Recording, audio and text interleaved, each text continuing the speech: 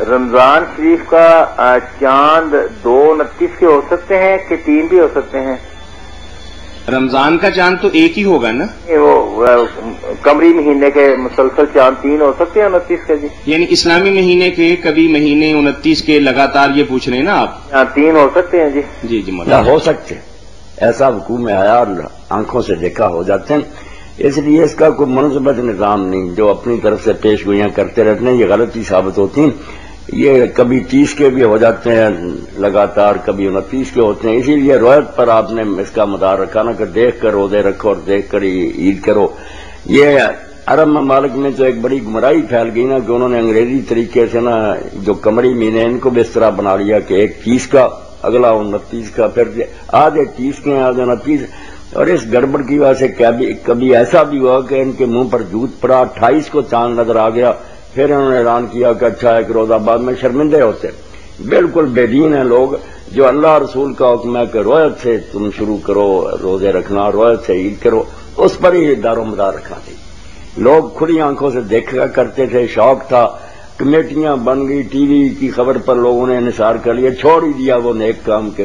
اونچی عمارتوں پر لوگ چڑھتے تھے، کھلے میدانوں میں جا کر دیکھتے، شوق ہوتا تھا کہ رمضان کا چاند دیکھیں۔ تو چاند کا قصہ ہی انہوں نے ختم کر دیا، بس آ جائے گی اطلاع کبھی آدھی رات کو آتی ہے، کبھی روزے رکھے ادھر یہ کھلوا دیتے ہیں، کبھی بعد میں پتا چلتا ہے کہ حکومت نے زبردستی اعلان کروایا تھا۔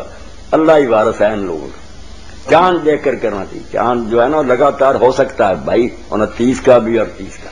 سب ایک اور سوال ہے میرا، جی فرمائیے، کہ کیا چاند دیکھنے کے لیے ہم زمین کی سطح سے 2, 4, 10 میل اوپر جا کے بھی دیکھ سکتے ہیں؟ نہیں، ایسا نہیں کرنا چاہیے۔ جو اپنا افق ہے نا، جب سیدھا صاف آسمان اور ہم دیکھتے ہیں کنارہ، وہاں دیکھنا چاہیے اپنی زمین پر کھڑے ہو کر، اس کو کہتے ہیں نا مطلع۔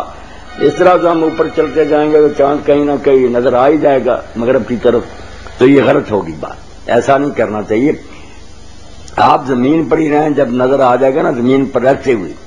اس لیے اختلاف مطالعے تو اب ایک جغرافیہ یہ کہ وہ زمانہ گیا جب کہتے تھے اگر مغرب میں چاند نظر آئے تو مشرق کے لوگ بھی، اتنی بڑی زمین ہے سب لوگ جانتے ہیں، رات دن کا فرق پڑ جاتا، کیسے ایک جگہ کے دیکھنے سے ساری دنیا کرے؟ سیدھی سی بات ہے کہ آپ صاف آسمان کو دیکھیں جو آپ کا مطلع ہے، جب وہاں چاند آپ کو نظر آ جائے تو آپ عید کریں، اور مصنوعی وحدت کی ضرورت نہیں۔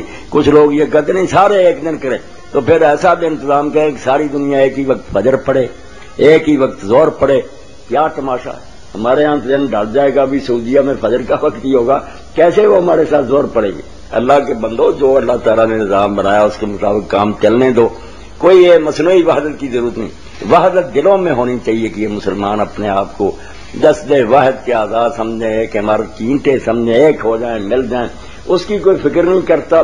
یہ جعلی جو ہے نا وحدت کی عید اکٹھی ہو، یہ ہو، اس کے لیے سوچتے رہتے۔ شیخ یہ سطح زمین کے حوالے سے تھوڑا سا ایک سوال ہے، یہ 22ویں منزل پہ جا کے ہم دیکھتے ہیں، یہ بھی سطح زمین کے اندر ہی شمار ہوگا؟ یہ تو سطح زمین، یہ کوئی گل نہیں، یہ بات تو زمین میں ہے نا، اوپر اٹھ جانا خدا میں، یہ نہیں۔ جزاکم